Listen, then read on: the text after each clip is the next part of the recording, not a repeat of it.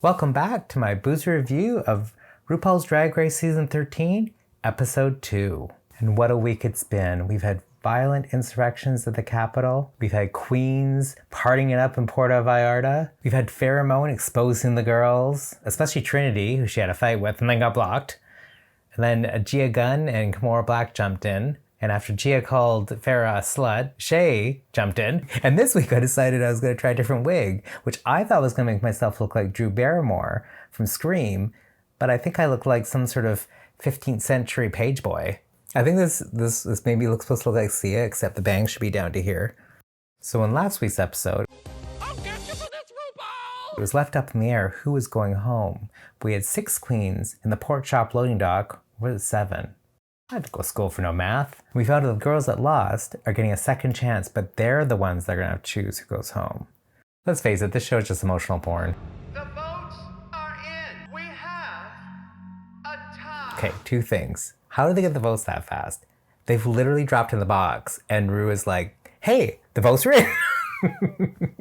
And of course there's a tie, so they have to have a lip sync. So this is gonna be like the 7th lip sync for who goes home on episode 1. It's already episode 2. Between Elliot with 2 T's and Utica. But I can see why they would pick Utica. It's probably one of those things where it's going to come back up in later episodes where she's like, I remember you guys picked me. It's kind of like she's like the Jinx of season 13.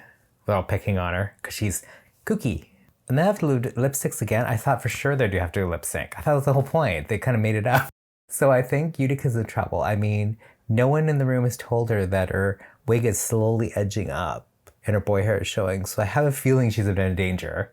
You in danger, girl. Elliot with 2 T's. I'm actually surprised that Elliot 2T's is the one that goes. I'm not trying to be mean or shady. Okay, I might be shady, but I'm not trying to be mean. I think if she had come in not looking like she was going for a stroll at the mall or working at the mall, then she might have stayed. So they did this before in season 6, and I think it was season 12, where they separated them to 2 groups. And then of course when they come back, they're like, oh, I'm on this team now and you're on that team. And it's like, and then a couple episodes later, they're all just like intermingling. Though I like how I said Candy would end up being messy. And everyone, even the second episode, everyone's like, yeah, Candy's the messy one. Wait, they're saying 1 queen. Oh my God, unless Elliot comes back and the rest of the queens go home? What? I'm so confused. Okay, so they voted her out. Instead of going home, she stayed. And she's a returning queen and they're not? I'm so confused. Okay, I think what they're doing is she's joining the other group for their number. And then the other girls are gonna be like, oh, hey, we're on this other team doing Condragulations, that song. And they'll be competing. So I think that's what they're doing. And then someone will go home. Anyways, this is very confusing. They're like, someone's coming in, I don't know who they are. And I'm like, oh yeah, that's right. Only like Tina Burner and Kimora were the only people that ever met Elliot. And everyone's like, who? They should really allow Pork Chop to come and do All Stars because they keep talking about her every season. And Pork Chop is like, what, 7 years old now? I mean, if Charlie Hayes can do a season, so can Pork Chop do a season of All Stars. Bitch, what are you here to do? You spying on us? Girl, a spy? But like a spy, what would this be spying for? I don't understand. Candy Muse tweeted something like, why the hell did I think she was a spy? And I'm like, I didn't quite understand it. Now I understand it, but I'm like, yeah, why did you think she was a spy? Like, for what purpose? Like, I don't understand the spy thing because their cameras were on them all the time. So maybe they were thinking, okay, she's gonna like tattle to Ru or tell Ru what she thinks of them. Like, she knows she's going home anyways. So she'll be like, this girl does this girl's like this is my view, and it will inform Ru or something. I don't know. It's weird. Now, y'all think I'm gonna read her for the shoulders. And while I don't like the shoulders, I do kind of like this dress. I like her wig. I like her makeup. I don't know if I'm really enjoying it on her specifically, just because, I don't know, the silhouette looks good, but the makeup and the hair doesn't seem to fit her face. I'm liking it because it's very gay, but I just don't know how I feel about it. Now, I appreciate that she didn't wear clown white. I know that's her signature style, but I appreciate that even on the second episode, she is wearing something different. And the makeup really does look flawless, so congrats. This is a daytime, right? I wasn't quite paying attention to what she said, but I don't know. She's like a vampire that's ready to lie down in bed. I don't know. I'm not a fan of this. She had really good makeup in the first episode, but this, I don't know. There's something not working for me. I like the makeup. I like the hair. I like braids, but I don't know how I feel about the dress. It just feels, it's like, it looks nice, but if it was in different colors, I think I'd like it more because it just feels very camouflage. It's like, I thought it was camouflage dress and I'm like, camouflage? But no, it's just the colors are kind of in camouflage colors. It's not bad. I think I like this one better than I'd like Candy's dress. I think Gottmik was what I liked the best, and I didn't even really like that one just because, well, I think it was the shoulder pads. If she got rid of the shoulder pads, I think I would have liked the dress more. So I kind of like this. I like the colors, but it's a little simple in my opinion. I like the hair. I like the sunglasses. Like nothing, like I've seen previous ones where they really wow you. And this is, none of these are wowing me. I mean, Gottmik is probably the best one so far. And like I said, I didn't even really like that one. I keep saying Gottmik's I didn't like. I was bordering on liking or not liking it. It's the shoulder pads. Those damn shoulder pads. Why do people keep wearing exaggerated shoulder pads? I mean, I like the colors, but I just don't like the dress. And I don't like the hair. I know what she's going for with the hair, but it kind of looks messy. And I think maybe it's the lighting, because it's very dark lighting. So if it's black hair on dark lighting, it probably isn't showing how much work she probably put into it. I don't know, that the hair with the outfit, even though I like the colors, it's not doing it for me. I'm sorry. Those damn shoulder pads. It's not even like big shoulder pads, but it's shoulder-ish pads. I'm not a fan of this dress either. Oh my God, I'm not a fan of any of these. So far, Gottmik. That was what I was bordering on, so I guess I'm gonna go with that one. This is like if the drag queens that are the warm-up acts. This is what they wear. Okay, is it just me? I don't remember this many shoulder pads on other seasons of Drag Race. Maybe there was. Maybe it's just some season 13 thing I'm having issues with. So I actually kind of like this one. Yes, there's shoulder pads. Yes, it's simple. I think this is the one I like the best. The only thing is, my only criticism is there's something flat about it. Maybe it's the makeup. It's like it's missing something that needs to pop. I can't even put my eye on it, but it just feels like it's like one more thing, like maybe a black choker or something. I just want to say the wig Elliot's wearing is the wig I was going for. Like I said, Meet the Queens. If you're not wearing a wig that looks like someone who's done lots of drugs is pissed in it, then you're not doing drag. And I am doing drag. Oh, actually the wig's long in the back, which I wasn't expecting. But I was looking for that color. Well, the length that you think it is, what it looks like. It ended up being like a medieval squire or something. So I like this one. It's very Dita Von Teese going to a fancy dress party. It's very simple, but the makeup's effective. I like the makeup. I like the dress. Overall, I like this one. I'm not really big on the pasty, but whatever. Oh, so still not wearing clown white, which I'm very happy about. I'm not saying she should never wear it. I'm just saying I like to see, I'm enjoying the fact that she's not just doing clown white. I'm not a fan of the makeup. I know she smeared it for effect, and I get what she's going for, but I always feel like you have to be more subtle with those things. But overall, I actually enjoy this. And even though those shoulder spikes can be considered shoulder pads, I'll let that pass. I don't dislike her outfit, but compared to what the other queens have already brought out, it does seem really simple. And I know this sounds small, but I actually do appreciate that her lipstick matches her hair. It's one of those things where the colors are really going well together. It's just the outfit seems simple. It's simple, but it definitely does say hooker. I like the hair. This is what I feel like Rosé was going for, Meet the Queens, but it looks better on Olivia. I don't know how I feel about the outfit. It seems like a stylish cocktail dress. I like it. I'll go with I like it instead of being... I'll stop being such a bitch and say I like it. I don't really like the outfit. I like the colors, but it looks very thrown together. Like, it doesn't look bad. It's probably something you would see on a Fashion Week catwalk, but it just looks kind of like it's thrown together to me. So I'm not a fan of the outfit. Oh, Tina Burner's, I actually like the outfit, but the colors to me are more. I know that's her signature colors. It's not that I don't mind the outfit. It's just the colors aren't going well together. The hair, the harness, and the boots are different color shades of red. And then you have yellow and orange, and it just is not working for me. Like, it's not even the outfit that's the problem, it's the color scheme. It's just like, I prefer the Ronald McDonald realness over this, honestly. Now, I know Elliot's from Vegas, and the screen's Vegas, but this actually looks really good. I like the dress, I like the hat, I like the hair, I like the makeup. It's all black makeup, but it actually works. So actually, honestly, Elliot's got the best. Elliot and Gottmik are the ones that I actually liked in this round. At the beginning of the episode, I was like, Elliot 2Ts, Denali, get rid of them. And now Elliot is one of the best looks, other than Gottmik. I wrote, I'm born a girl, and I haven't talked to these bitches about it, so. I could have sworn in the first episode she mentioned she was trans. I mean, to them, like in the workroom. But now she's saying she didn't? Did I imagine that? I mean, I totally get the feeling though, because even being gay, like you think people are thinking about it, but they're not.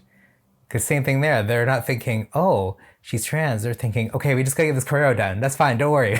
What are pronouns like? Like out of drag, I use he, him, his, and then in drag, she, her, hers. I'm the exact same way. Like when Gottmik is in a boy, it's a he. And when they're in drag, I want to call him a her. So I just don't want to be different than the other queens, so that's why I'm doing it. But part of me is thinking, oh shit, am I saying the wrong thing? Am I getting the pronouns wrong? So I'm glad they're talking about it, because a lot of people are in the back of their mind, same with me. I'm thinking, oh crap. But then, I mean, if someone called me her or she, I wouldn't be offended. So I don't even care. So, but I'm glad, like I said, I'm glad they're talking about it. Okay, so why couldn't have Ru worn this on the first episode? This is much better, I think, in my opinion. Actually, I like Michelle's hair too. I like that she's this like gray streak now. It looks really good on her. So I like Olivia the best. So actually I'd make Olivia the winner, and I'd make Lala Ree and Simone would be in the bottom too. Just based on the outfits, not on the performance, because the performance is whatever to me. I kind of zone out when I watch the performance, so I basically just look at their outfits. I'm not a big fan of Tina Burner's outfit, though I do like the hair. I like Elliot 2T's outfit, but it just looks like it's styled, so it's like, she looks like she's 40 when she's like 25. So Gottmik, I love the makeup that she's wearing. I love that she's not wearing clown white at all in this episode. So kudos to her, because I was scared she was gonna wear it every single episode.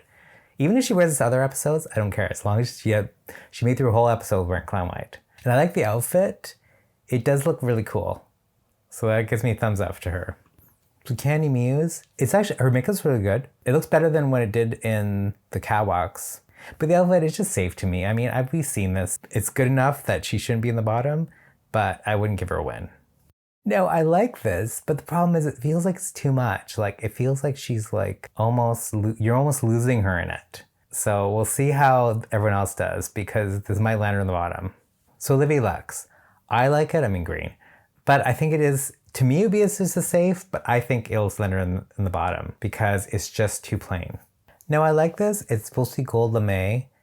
I guess that's what you get from boxing, but it's something different. It is different and it does look good. So this one, I don't think it'll be a win, but I think it'll be a safe. So I like Tina Burner's outfit. It's not great because I feel like I've seen this before. It's like nothing like, wow, that's something someone knows of. It's a safe to me. I like Elliot's one, but it's like, once again, it's a safe for me. I knew they were going to read Candy Muse for that. As soon as they said, is there a hole in the back of her outfit during the catwalk? I knew on the main stage they're going to bring it up. And I agree with Ross too. I think one thing that's going to carry Candy Muse far is that she has a lot of charisma and she's very funny. I mean, even if they're critiquing you and reading you, if you can make jokes while they're doing it, you probably won't be sent home. Okay, I'll give Tina Burner, because I didn't realize there was an axe purse. So I'll give it to her that she had the axe purse, because that was a good touch. You know, I'm kind of glad Ross mentioned the Ronald McDonald, because that's literally the first thing that went through my mind. And then Bianca Del Rio, she tweeted it, and now Ross is saying it. So, okay, it's not just me. Okay, who's in the bottom? They're all giving them compliments. I thought they were supposed to read them. So is anyone ever going to go home? It's just be lip syncs and then no one goes home. Maybe they just thought they did enough lip syncs, and during the pandemic, they don't really want to send anyone home because they can't bring them back if they send them home. So they're just like, so they're just going to have like 13 episodes and no one goes home. No one wins, no one leaves. They're stuck there forever. Oh my God, they're going to make the winners lip sync? Oh my God. Oh, this season. So I thought they were going to do the the two winners were gonna have to lip sync and one was gonna leave. I'm like, what? But it's for a cash tip. But I agree, Simone really won that lip sync. The problem with these first episodes on Untucked is that there's no drama. I mean, the biggest drama so far is Elliot calling Tina Nina. Like Nina West. That's hard to say. I wonder what if she got confused. Wait, why is Candy crying? Mimi's is crying for I'm not sure what reason. My only problem with this is she's saying, the other girls that got the pork chop, if they get to come back and I have to get sent home just for making one little mistake, well, girl, they only got to spend like 5 minutes on stage. So I thought this was a good episode. I was surprised that no one went home. I almost thought at the end when there was two winners and they were lip syncing, I thought, oh my God, is it a twist that the winners one of the winners are gonna go home? I thought Olivia's runway was actually pretty safe, but I do agree, she actually stood out the most in that performance. And Simone, I didn't like what she was wearing in the performance, but on the runway, I thought that was very imaginative. It was very smart to do something completely different from everyone else. And I was surprised Candy and Gottmik thought they were in the bottom because I didn't think either of them were that bad in the performance. Candy's, I wasn't a big fan of her runway. Not that it was bad, it's just, I felt like it's been done before. And Gottmik, I thought that was really good runway. If anything was gonna make him safe, that was it. So I guess in next week's episode, we'll be mainly seeing the other queens. I mean, it showed that in the preview, but I kind of suspected that what they're gonna do is alternate until there's less of them. I guess that's actually a smart thing to do with COVID restrictions because they can't have that too many people in one area. And I also like the fact that we're kind of getting to know the girls better as opposed to the being 13 people in a room and you kind of get some of the, the first two that go home usually get kind of lost in the shuffle. But the only thing is it's kind of weird because they're kind of setting it up so there's like two factions. And I feel like, like Candy was saying, she goes, it's not fair for them to come back and I have to go home. And I'm like, well, it wasn't fair for them to go home like that because they didn't get to show anything. They didn't get to showcase anything, just thrown into a lip sync. And I think once they do start integrating, it actually they'll become friends and there'll be none of these forced animosities. I mean, especially because Lala Ree, her drag mom, Tamisha is on the other side, so they're obviously not going to hate each other. And I think Rosé and Tina, even though they seem to not like each other really, but I think that because they're New York sisters, they'll kind of like team up a bit, provided Rosé stays. And I don't know if they're going to have 3 episodes, no one going home, because that might seem much. And technically these are the winners, so it makes sense for the losers to have to lip sync and go home. Wah, wah, wah. And as much as I don't want anyone to go home, I still hope they do start sending people home because it feels like, is this going to be like 13 episodes of no one going home? Is this really RuPaul's Best Friend race? I mean, is no one going to win and everyone's just going to win a participation award? It is a competition. So if you enjoyed this video, please casually comment what you thought of this episode, gently press the like button, and smash that subscribe button. And as ever, stay boozy and fabulous.